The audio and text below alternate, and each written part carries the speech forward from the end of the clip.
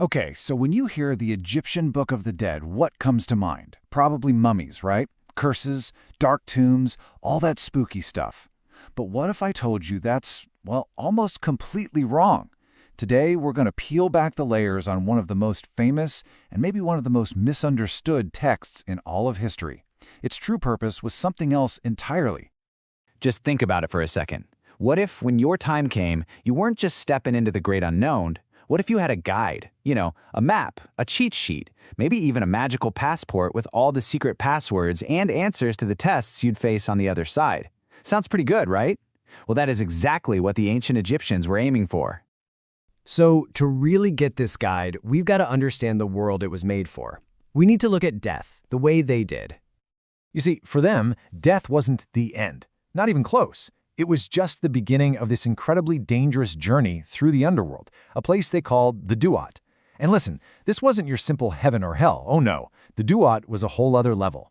Imagine a landscape filled with lakes of fire, massive gates guarded by knife-wielding demons, and powerful gods waiting to test you around every corner. Yeah, going in there unprepared, that was a one-way ticket to oblivion. So, how on earth were you supposed to survive that? Well, you brought a guide with you.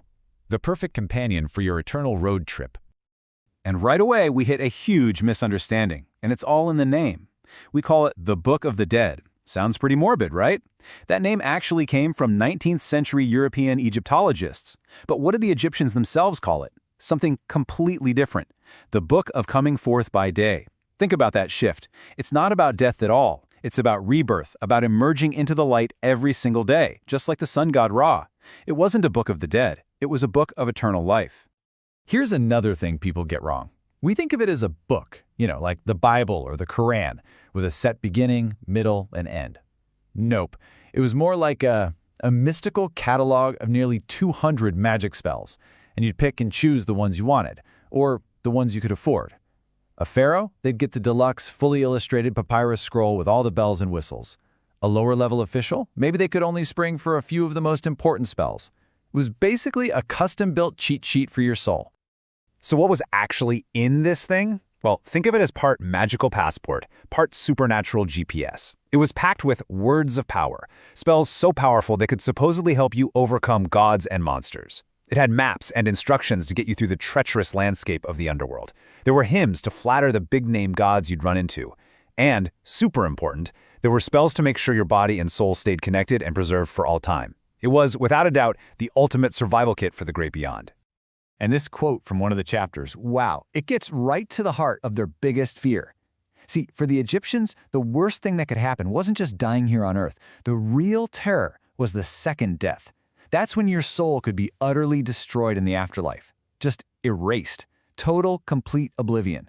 So a spell like this was your insurance policy against ceasing to exist entirely. It was about ensuring you lived on, forever. But, okay, even with the best spells money could buy, you couldn't just magic your way into paradise. Nope. Everyone, from the mightiest pharaoh to the humblest scribe, had to face one last epic test. And in this trial, your magic couldn't help you. It was all about the kind of person you were. And this is it, the main event. The scene you see painted on the walls of so many tombs. To get to the finish line, to get that eternal life, you had to pass the final judgment, the weighing of the heart. All right, so here's how it went down. First, you walk into the Hall of Two Truths. No pressure, but there are 42 divine judges staring you down. Your job is to recite something called the negative confession. You basically have to go through a long list of sins and declare, I have not done this, I have not done that. Then comes the moment of truth. The jackal-headed god, Anubis, takes your heart and places it on one side of a giant scale. On the other side, a single delicate feather. The feather of Ma'at, the goddess of truth and justice. The god Thoth, with his ibis head, stands by ready to write down the result. If your heart is lighter than the feather, if you lived a good, true life, the scales balance. You're declared true of voice and ushered into the afterlife. But if your heart is heavy with sin, the scales tip, and this terrifying monster named Amit, part crocodile, part lion, part hippo, devours your heart. And that's it. Game over. The second death. Annihilation.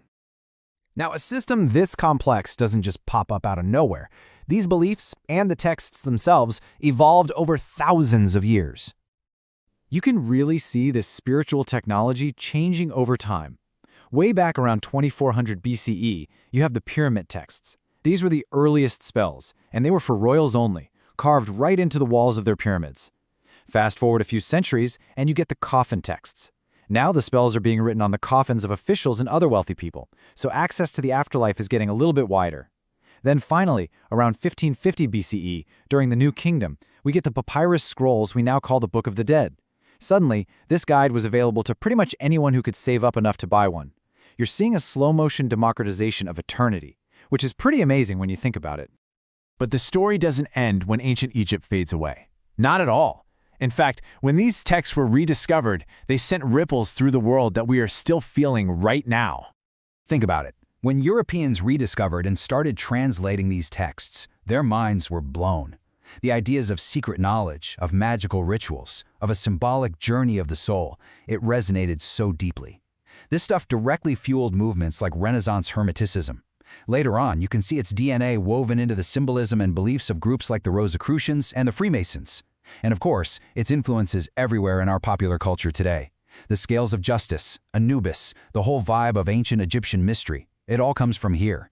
It basically created the blueprint for how we picture ancient Egypt in every movie, book, and museum. So it really leaves you with a pretty big question, doesn't it? The Egyptians poured so much energy into creating this incredibly detailed guide for what comes next. It was their way of grappling with the biggest questions. How should I live? What is my purpose? What happens after? And it makes you wonder, in our modern scientific world, what guides us? What are the maps we're using to navigate our own lives? This is for entertainment and educational purposes only.